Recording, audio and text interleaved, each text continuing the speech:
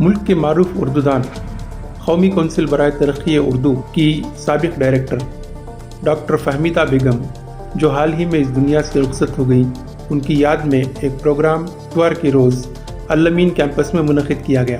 سابق مرکزی وزیر اور سینئر کانگریس رہنما ڈاکٹر کے رحمان خان، بنگلور یونیورسٹی کے شعبہ اردو کے سابق سربراہ پروفیسر میمون سعید، وظیفہ یاب IAS آفیسر اور کرناٹک اردو اکیڈمی کے سابق چیئرمین عزیز اللہ بیگ اور دیگر ممتاز اردو شخصیتوں نے اس پروگرام میں حصہ لیا اور اردو زبان و ادب کی ترقی کے لیے ڈاکٹر فہمیدہ بیگم کی خدمات کو خراج تحسین پیش کیا۔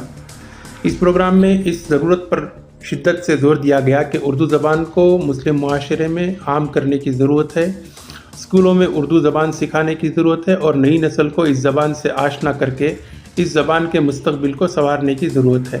پیش ہے ایک رپورٹ۔ میں اس بات کو اس لیے یہاں کر رہا ہوں کہ زبان سے محبت بہت ہی اہم ہے، چاہے زبان کے آپ ماہر ہو یا ایک فاضل ہو، ادیب ہو، یا ایک زبان سے محبت، وہ بہت اہم ہے۔ ڈاکٹر فہمیدہ بیگم میرے نظر میں ایک ایسی شخصیت تھی جو پوری ان کی زندگی اردو کے لیے وقف کر دیے تھے۔ وہ سوچتے جیتے ہر وقت ان کی زندگی، ہر سانس وہ اردو کی لیتے تھے۔ ڈاکٹر فہمیدہ بیگم مہاراجاس کالج کی طالب علم تھی۔ میں بھی اسی وقت پر یہ کہیے کہ ہم کانٹمپریریز ہیں۔ وہ مہاراجاس کالج میں BA پڑھ رہی تھی، میں بنمایاس کالج میں میسور میں BCom پڑھ رہا، اور ان کے شوہر محمد خلیل صاحب وہ ہمارے ہاسٹل کے ساتھی تھے۔ اس وقت سے میں ڈاکٹر فہمیدہ بیگم کی تعلیمی زندگی سے لے کر ان کو اردو ادب میں عروج تک پہنچنے کا ان کا سفر میں نے دیکھا ہے۔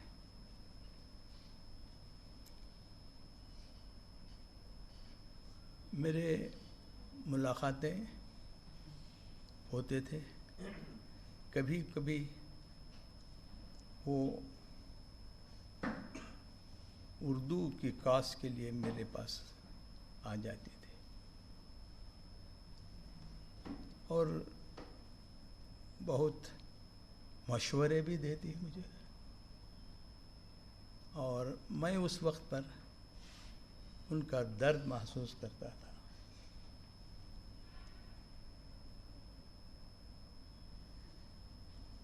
انہوں نے اردو کے لیے جو خدمت کی ہے، شاید ہی میرے نظر میں میرے اتنی اس سفر میں نے کبھی اردو کی ترقی کے لیے، بہت سے شعراء ہوں گے، ادیب ہوں گے، ڈاکٹریٹ ہوں گے، ہر چک ہوں گے، مگر اس کے ساتھ ساتھ اردو کی بقا اور اردو کی ترقی کے لیے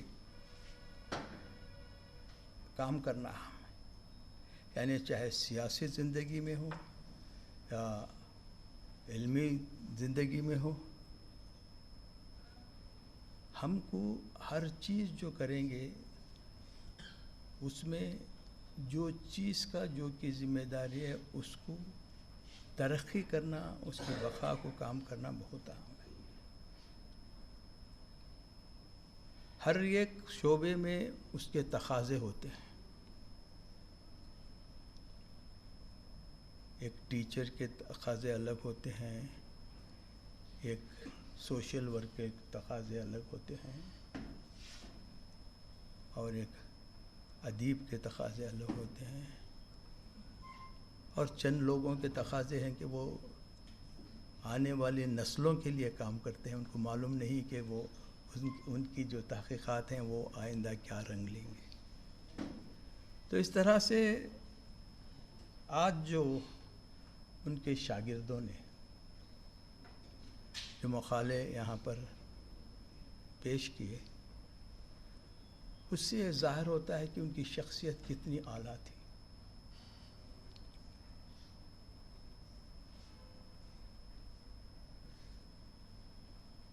ان میں دیکھا کہ بہت ہی، مجھے جہاں ہے وہ بہت نرم مزاجی تھی. بات اگر کرتے تو ہر بات میں ایک وزن رہتا تھا، اور بات اپنے مقصد، اپنے پرپس سے چھوڑ کے دوسری اور بات چیت وہ نہیں کرتے تھے. جب وہ دہلی گئے تو اتفاق سے میں بھی اسی وقت پارلیمنٹ ممبر بھی بنا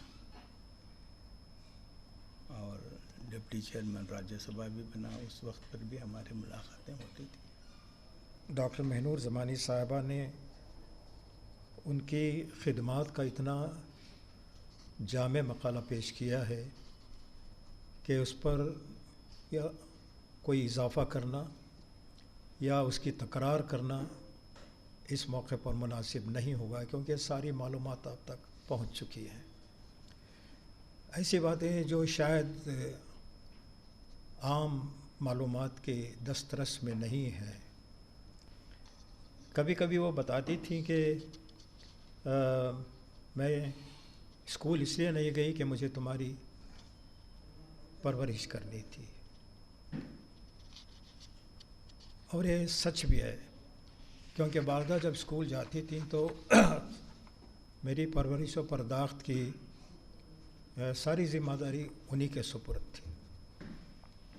وہیں سے ایک عجیب سا ان کے ساتھ ایک ذہنی اور جذباتی رشتہ ان کے ساتھ قائم ہو گیا تھا. اور میں سمجھتا ہوں کہ یہ رشتہ جو اس وقت جس کا آغاز ہوا ہے، یہ ان کی آخری سانس تک قائم رہا. اکثر وہاں جب بھی میں دلی کسی میٹنگ کے لیے، کسی اور کام کے لیے جاتا تو ان سے ملاقاتیں ہوتی تھی. میں اکثر وقت نکال کر ان کے پاس ضرور حاضر ہوتا تھا، اور وہ نہایت شفقت اور محبت سے ملتی تھی، اور ہمیشہ ان کے ادارے کے تحت جو کام ہو رہے ہیں اس کا وہ ذکر کرتی رہتی تھی، اور کہتی تھی کہ ہماری جو نئی کتابیں آئی ہیں وہ ضرور دیکھیے، ہماری لائبریری میں ذرا وقت نکال کر ان کا مطالعہ کیجیے، اور اگر کوئی کتاب چاہیے تو لے جائیے. اس طرح ان کو معلوم تھا کہ مجھے کتابیں پڑھنے کا شوق ہے، جمع کرنے کا شوق ہے، تو اکثر وہ مشورے بھی دیتی تھی کہ فلاں کتاب اچھی آئی ہے. تراجم بھی ہوتے تھے ان میں، کچھ تبازات کتابیں بھی ہوتی تھی، وہ میں خرید کر یا ان سے وہ خود تحفتاً بھی دے دیا کرتی تھی. آپ کا خاص وصف یہ تھا کہ آپ خاموشی کے ساتھ بڑی انکساری سے سارے کام انجام دیتی رہتی تھیں. جب ترقی اردو بیورو میں ڈائریکٹر مقرر ہوئیں تو وہاں بھی آپ نے خاموشی کے ساتھ بہت سے کارہائے نمایاں انجام دیے، جیسے کہ ٹیلی پرنٹر کی ابتدا کا ڈول ڈالا، اس میں کامیابی کرنے کے لیے کئی اقدامات کیے جس کے ثبوت میں ہمیں اس وقت کے اخبارات کے تراشے مل جاتے ہیں. آپ نے مولانا آزاد اردو یونیورسٹی کے قیام کو روبہ عمل لانے کے سلسلے میں بھی بنیادی کام انجام دیے تھے، اور جو بھی ضروری سہولتیں درکار تھیں انہیں مہیا کرنے کے پورے جتن کیے تھے. اسی کی کڑیوں کے طور پر آپ اپنی صدارت میں چل رہے قومی ادارے ترقی اردو بیورو کے توسط سے کتابوں کی تراجم کی کارگاہیں منعقد کیں، اور کیمیا، نباتیات، حیاتیات، حیوانیات اور طب وغیرہ سائنسی و دیگر علوم کی کتابوں کے ترجموں کے لیے ان علوم کی اصطلاحات کی فرہنگیں تیار کروائیں.